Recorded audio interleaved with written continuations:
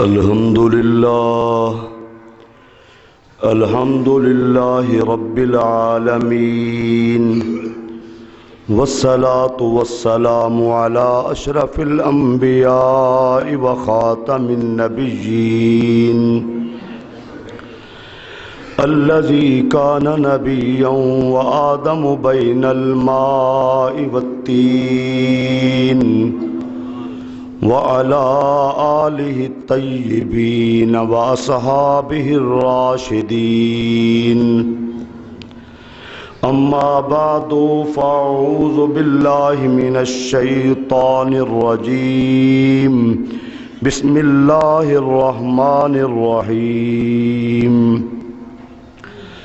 قد جاءكم من الله نور وكتاب مبين رب اشرح لي صدري ويسر لي أمري واحلل عقدة من لساني يفقهوا قولي قال الله تبارك وتعالى في شان حبيبه مخبرا وآمرا ان اللہ وملائکتہ یصلون علی النبی یا ایہا الذین آمنوا صلوا علیہ وسلموا تسلیما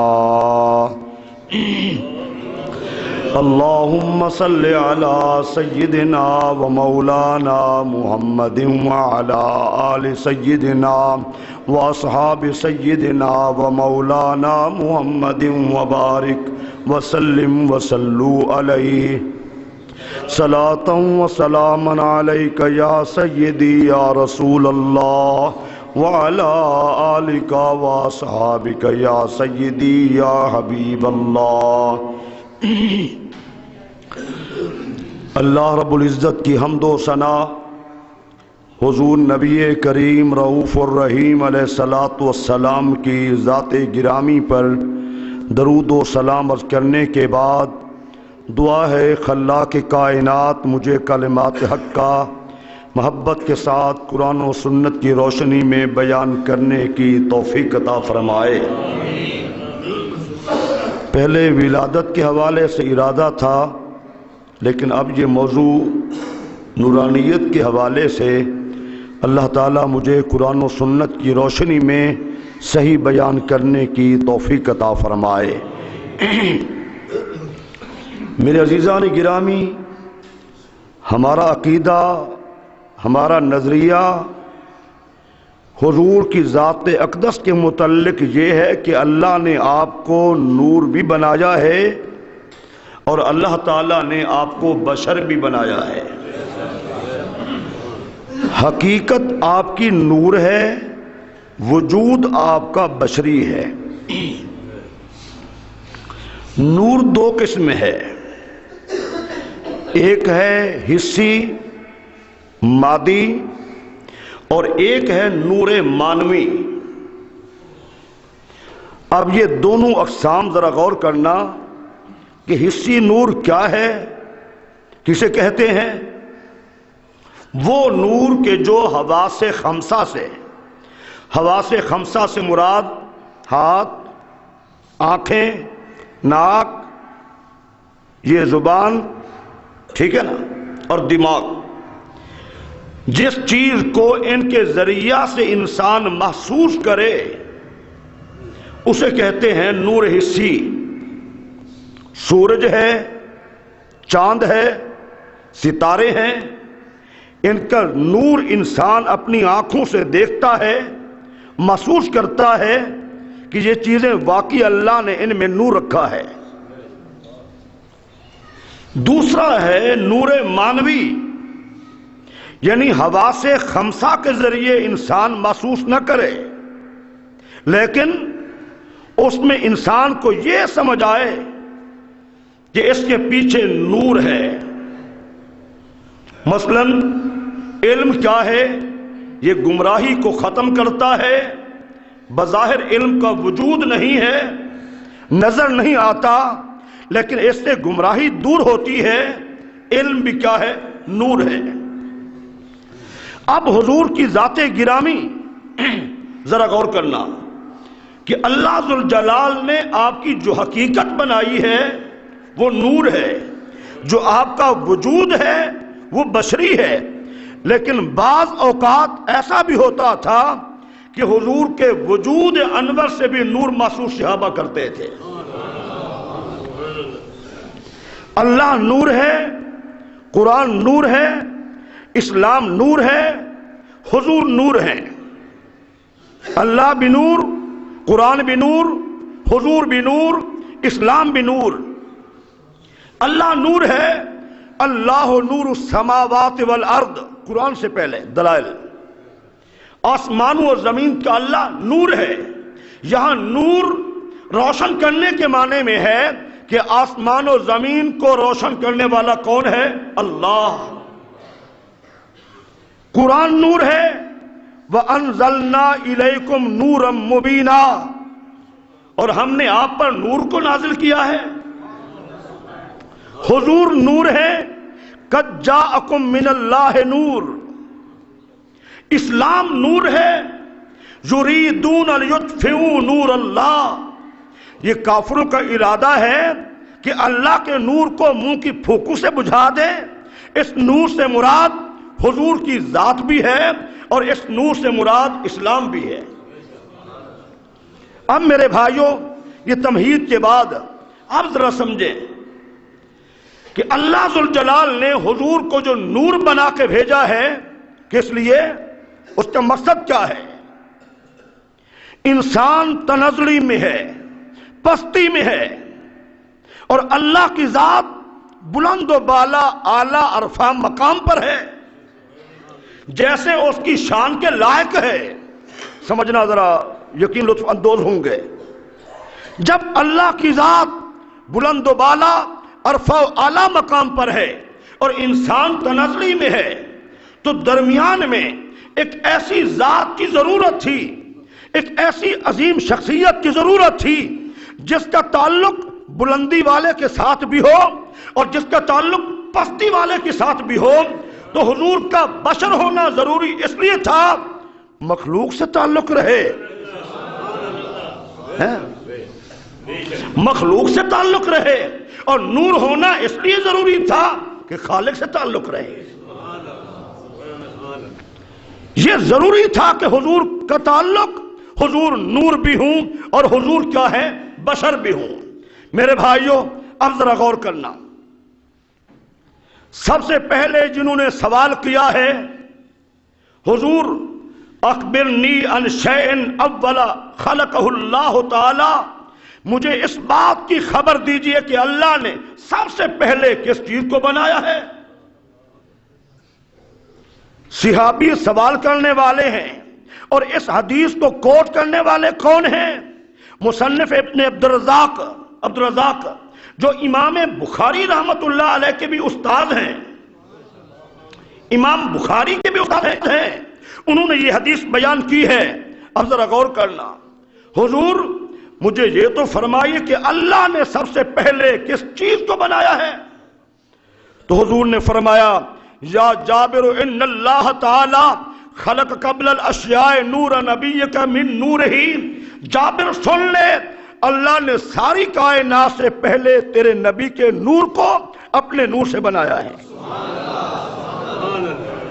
ٹھیک ہے نا؟ اب ذرا غور کرنا کہ تخلیق کائنات میں سب سے پہلے حضور کا نور بنا ہے۔ دوسری حدیث میں ایک صحابی عرض کرتے، آقا متا وجبت لک النبوہ، کہ اللہ نے نبوت آپ کو کب دی ہے؟ صحابہ جانتے ہیں، سمجھتے ہیں، ان کو سارا علم ہے۔ مکہ مکرمہ میں جب آپ کی عمر 40 برس کی تھی، حضور نے اعلان نبوت فرمایا ہے۔ اگر صحابی کا عقیدہ یہ تھا جیسے آج ہے کہ 40 سال کے بعد نبوت ملی ہے، کبھی سوال نہ کرتے۔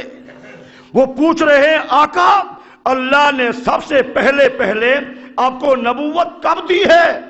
حضور نے فرمایا، پیارے صحابی، کنت نبیّا و آدم بین الماء والطین، میں تو اس گھڑی بھی نبی تھا جب حضرت آدم پانی اور مٹی کے درمیان میں تھے۔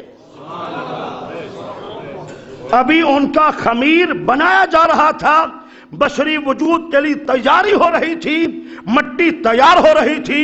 میں اس گھڑی بھی کیا تھا؟ اللہ کے ہاں نبی تھا۔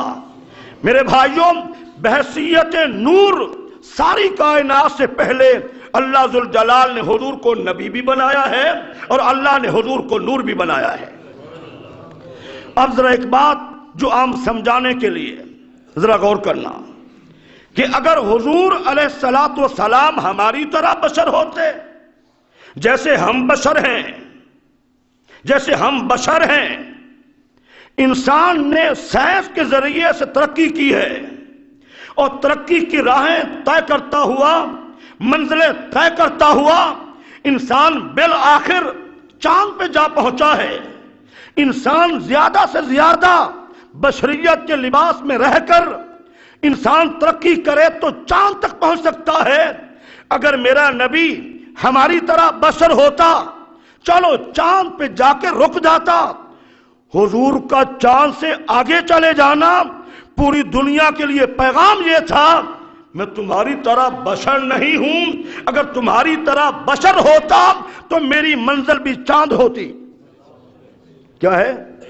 میری منزل بھی چاند ہوتی، لیکن دیکھو میں نے چاند سے اوپر آگے چلا گیا ہوں، آسمانوں سے آگے چلا گیا ہوں، اور حضور سدرۃ المنتہا پہ جبریل کی معیت میں مکہ سے چلے، وہاں پہنچ گئے۔ جبریل رک گئے۔ ذرا سننا، غور کرنا، سادہ سی بات بڑی خوبصورت۔ میں نے یہ باتیں کی تو کئی جگہ علماء بھی بڑے محظوظ ہوئے، لطف اندوز ہوئے۔ سدرہ سے جبریل وہاں پہنچ گیا، مکہ سے لایا بیت المقدس، آسمانوں کے اوپر سدرہ، وہاں رک گیا۔ فرمایا جبریل آگے چلو۔ آقا اگر میں ذرہ برابر بھی آگے جاؤں تو جل کر راکھ ہو جاؤں گا، جل کر راکھ ہو جاؤں گا۔ اگر حضور جبریل کی طرح نور ہوتے وہاں جا کے رک جاتے۔ حضور کا آگے چلے جانا گویا جبریل کے لیے پیغام یہ تھا، جبریل تیری نورانیت اور ہے، میری نورانیت اور ہے۔ اللہ اکبر یا رسول اللہ۔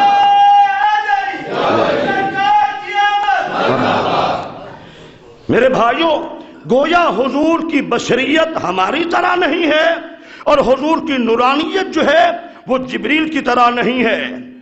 اب ذرا غور کریں، حضور نے ارشاد فرمایا جابر سنو، اللہ ذوالجلال نے مجھے نور بنایا، جہاں اللہ نے چاہا اس کی قدرت سے میں جاتا رہا، پھر آخر اللہ ذوالجلال نے، یہ اس وقت کی بات ہے، ولا لوح ولا قلم، ابھی لوح بھی نہیں تھا، ابھی قلم بھی نہیں تھی، ولا جنت ولا نار، ابھی جنت اور جہنم بھی نہیں تھی، ولا ملک ولا سماء، ابھی فرشتے بھی نہیں تھے، ولا سماء، ابھی آسمان بھی نہیں تھا، ولا شمس ولا قمر، ابھی کوئی سورج چاند بھی نہیں تھے، ستارے بھی نہیں تھے، ولا جن ولا انس، ابھی جن بھی نہیں تھے، ابھی انسان بھی نہیں تھے، ساری کائنات سے پہلے اللہ نے میرے نور کو بنایا ہے۔ دوسری حدیث میں آتا ہے، حضور نے ارشاد فرمایا، سیدنا فاروق اعظم راوی ہے، حضور نے فرمایا نورانیت کی حالت میں میرا قیام بھی طویل تھا، میرا رکوع بھی طویل تھا، 70 ہزار سال میں اللہ کے حضور سجدہ ریز رہا، سجدہ ریز رہا۔ میرے بھائیوں، یہ وہ صورت ہے، جو وہ حالت ہے جو انسان کی سمجھ سے، عقل سے کیا ہے، ماورا ہے۔ ہاں پوری امت میں اس میں کوئی اختلاف نہیں ہے کہ حضور مانوی نور ہیں، اختلاف امت میں ہے اس بات سے ہے کیا آپ وجود کے اعتبار سے بھی نور ہیں کہ نہیں ہیں؟ ٹھیک ہے نا؟ مانوی اعتبار سے مفہوم کیا ہے کہ حضور کے ذریعہ سے لوگوں کو ہدایت ملی، لوگ راہ راست پہ آئے۔ یہ لوگ جو بچیوں کو زندہ درگور کرتے تھے، وہ بھی تو دور تھا، کس نے سمجھایا، کس نے تعلیم دی؟ کیا ہوا؟ اب وہ نبی کا دور ہے، میرے نبی کی امت ہے، میرے نبی نے کیسی تعلیم دی ہے اور وہ گمراہی کیسی چھٹی اور تعلیم کا نور کیسے امت تک آیا۔ آج بھی باپ ہے، کل بھی باپ تھا، کل والا باپ، کل والا بھائی اپنی بہن کو زندہ درگور کر کے آتا تھا، اور آج کا باپ ہے، کام کرتا ہے، کہتا ہے میں تھوڑا اوور ٹائم بھی لگا لوں، میں نے بیٹی کے ہاتھ رنگین کرنے ہیں۔ کل والا باپ تھا، میرے نبی کے نور ہدایت سے پہلے وہ اپنی بچی کو زندہ درگور کے آتا تھا، مٹی پڑ رہی ہے وہ صاف کر رہی ہے، اسے خیال نہیں آتا۔ اور آج بھی باپ ہے، اسے سکون نہیں آتا جب گھر میں نہ پہنچے۔ ایسے لوگ بھی ہیں جن کو اللہ نے بیٹی دے رکھی ہیں، اتنا خوشحال ہیں، اتنا خوش ہیں، کہتے ہیں سارا دن کی تھکاوٹ دور ہوتی ہے جب سامنے سے بیٹی آ کے ایک دفعہ کہتی ہے ابا جی آپ آ گئے ہیں۔ کیا ہوا؟ یہ کیا ہے؟ یہ نور ہدایت ہے۔ وہ لوگ جو والدین کو تماچے مارا کرتے تھے، کیا حضور کے نور ہدایت کی وجہ سے آج وہی بیٹا ہے؟ دور بدلا، رنگ ڈھنگ بدلے، طور طریقے بدلے، تعلیم و تبلیغ بدلی، میرے نبی کے نظام میں نور ہدایت کہاں پہنچا؟ آج بیٹا ہے۔ میں ایک واقعہ بیان کرتا چلا جاؤں، چلو۔ مکہ مکرمہ میں مکہ مکرمہ فتح ہوتا ہے۔ فتح مکہ کے موقع پر صحابہ طواف کر رہے ہیں۔ سیدنا صدیق کا ارادہ بنا طواف کرنے کا، بعض علماء نے یہ بیان کیا ہے۔ حضور نے فرمایا ابو بکر تم جاؤ، پہلے ابا جی سے مل کر آؤ، ابھی قحافہ ابھی کافر ہیں، ابھی مشرک ہیں۔ بڑی حیرانگی کہ بڑے عرصے کے بعد آنا ہوا، لوگ طواف کر رہے ہیں، مجھے حضور وہاں بھیج رہے ہیں۔ آخر حضور سے کمال درجے محبت کرنے والے تھے، حضور کی بات کو سن کر چلے گئے۔ وہاں پہنچے، اپنے ابا جی سے ملاقات کی اور سارا واقعہ سنایا تو آپ کے ابا جی نے کہا بیٹا ابو بکر کیا تیرے نبی کے دین میں باپ کا یہ مقام ہے، یہ مرتبہ ہے کہ تجھے طواف نہیں کرنے دیا، میری جانب بھیج دیا ہے؟ کہا ابا جی ہاں، میرے نبی کے دین میں باپ کا بڑا مقام ہے۔ اور حضور کا ارشاد گرامی الوالد وسط ابواب الجنہ، باپ جو ہے وہ جنت کے درمیان والا دروازہ ہے۔ کئی جگہ پہ ایسا ہوا کہ لوگ میرا بیان سن کر والدین کے حوالے سے دھاڑے مار کے روئے، کئی نافرمان فرما بردار بن گئے۔ اچھا بیٹا، اگر تیرے نبی کے دین میں باپ کا یہ مقام ہے، مجھے لے چلو، میں بھی کلمہ پڑھنا چاہتا ہوں۔ ٹھیک ہے نا میرے بھائیوں، یہ نور ہدایت ہے۔ وہ لوگ جو معاشرے میں بدترین جرائم کیا کرتے تھے اور ہر آدمی مجرم تھا، حضور کے نور ہدایت کی وجہ سے، نور تبلیغ کی وجہ سے وہ راہ راست پہ آ گئے۔ یہ تو سب امت مانتی ہے، قرآن بھی نور ہدایت ہے، علماء کی تبلیغ بھی نور ہدایت ہے، حضور کی ذات انور کا پیغام امت کے لیے نور ہدایت ہے۔ اختلاف جو امت کا ہے وہ اس بات میں ہے کہ آقا کیا وجود کے اعتبار سے بھی نور ہے کہ نہیں ہے؟ سیدنا صدیق رضی اللہ تعالیٰ عنہ سے حضور نے فرمایا یا ابا بکر لم یعرفنی حقیقتا غیر ربی، ابو بکر شاید تو سمجھے سفر و حضر میں، چلنے پھرنے میں، ہر مقام پہ تو میرے قریب ہوتا ہے، لیکن جو میری حقیقت ہے رب کے سوا کوئی نہیں جانتا۔ سیدنا صدیق وہ ہیں، فرمایا پوری امت کا ایمان جمع کر کے ایک پلڑے میں ہو اور دوسرے پر صدیق کا ایمان ہو تو میری پوری امت سے صدیق کا ایمان زیادہ ہو جائے گا۔ ٹھیک ہے نا؟ اگر سیدنا صدیق حضور کے حقیقت سے واقف نہیں ہیں تو ہم کیسے واقف ہو سکتے ہیں میرے بھائیوں؟ اور کبھی کبھار حصی نور یعنی وجود سے نور ظاہر ہوتا تھا، اس کی مثالیں جو حدیث میں ملتی ہیں، سیدنا عباس رضی اللہ تعالیٰ عنہ فرماتے ہیں میں نے 12 مرتبہ دیکھا، یہ حضور کے چچا ہیں، میں نے 12 مرتبہ یہ دیکھا حضور جب بات فرماتے یہ 2 دانت سامنے والے انہیں ثنایا کہا جاتا ہے، ان 2 دانتوں میں تھوڑا سا خلا تھا اور ان دانتوں سے حضور نور نکلا کرتا تھا، حضور کا نور نکلا کرتا تھا اس خلا سے۔ اور ہماری ماں کیا کہتی ہیں سیدہ طیبہ عائشہ فرماتی ہیں رضی اللہ تعالی عنہ، جن کے حق میں سورہ نور کی 17 آیات نازل ہوئی ہے کہ حضور میرے یہاں تشریف فرما تھے، میں چادر کو سی رہی تھی، سوئی گر گئی، چراغ بجھ گیا، میں پریشان تھی، تو حضور نے تبسم فرمایا، جو ہی تبسم فرمایا اور آپ کے دانت مبارک سے نور ظاہر ہوا، پورا کمرہ روشن ہو گیا۔ مولانا روم صاحب بھی فرماتے ہیں سوزن گم شدہ ملتی ہے تبسم سے تیرے، سوزن گم شدہ ملتی ہے تبسم سے تیرے، شام کو صبح بناتا ہے اجالا تیرا۔ آقا تیری مسکراہٹ سے، تیری تبسم سے جو مجھے یہ سوئی مل گئی ہے، اندھیرے کو تو نے اجالے میں بدل دیا ہے، یہ حضور کا وہ نور تھا جو حسی نور تھا، جو محسوس ہو رہا تھا۔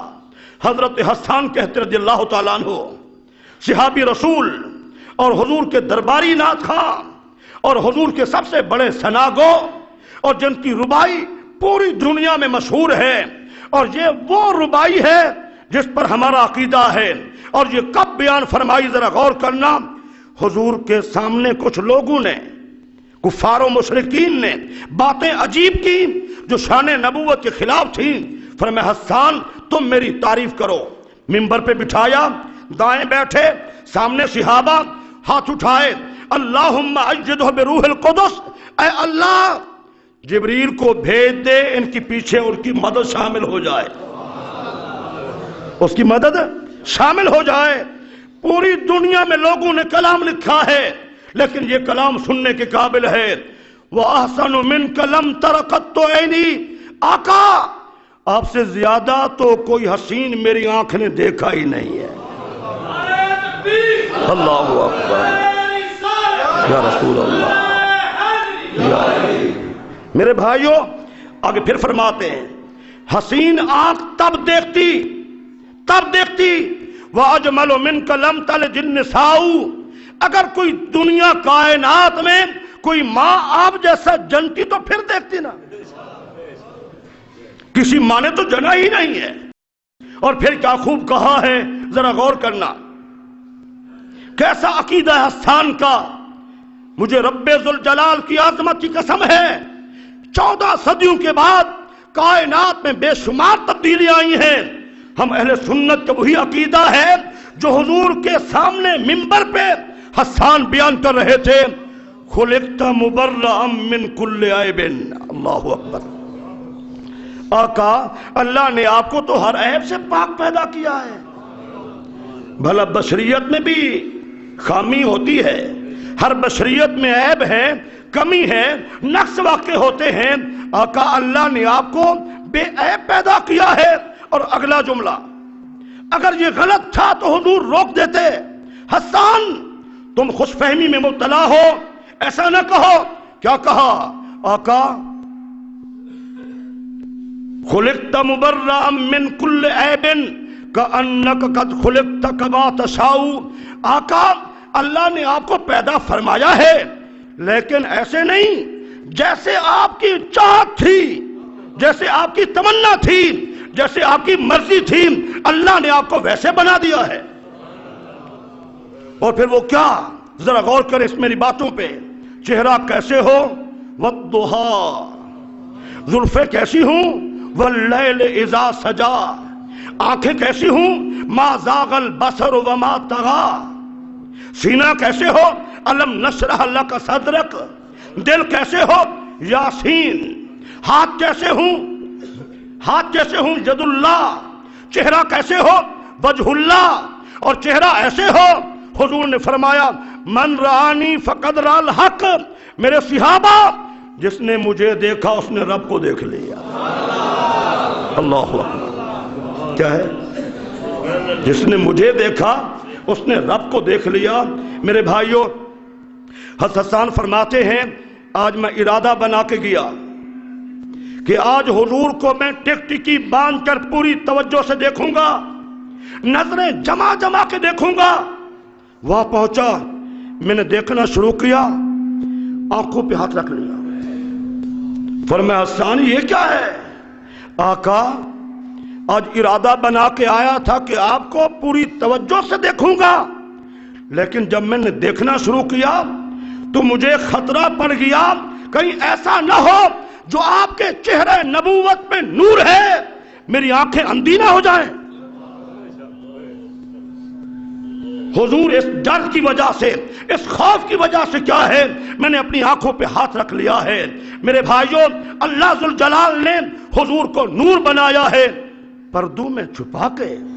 شاہ ولی اللہ محدث دہلوی کہتے ہیں میں نے خواب میں حضور سے پوچھا آقا حضرت یوسف کا حسن تھا اور آپ کا حسن ہے، ان کا حسن تو نظر آتا تھا. فرمایا اللہ ذوالجلال نے 70,000 میرے اوپر بشریت کے پردے ڈال رکھے ہیں. اگر اللہ ذوالجلال میرا نور ظاہر کر دے تو مجھے کون دے سکتا ہے؟ تو شاعر کی بات پہ اختتام کرتے ہیں صورت سے تیری شان خدا جلوہ نما ہے، ثانی تیرا عالم میں نہ ہوگا نہ ہوا ہے. تاریخ اگر ڈھونڈے گی ثانی محمد، ثانی تو بڑی چیز ہے، سایہ نہ ملے گا. نور ہے، نور کا سایہ نہیں ہوتا. حضور سائے سے بھی ماورا ہیں. اللہ میرا آپ کا حامی ناصر ہو. اللہ ہم سب کو صحیح مانے، قرآن سنت سے اپنے نبی کی عظمت سمجھنے کی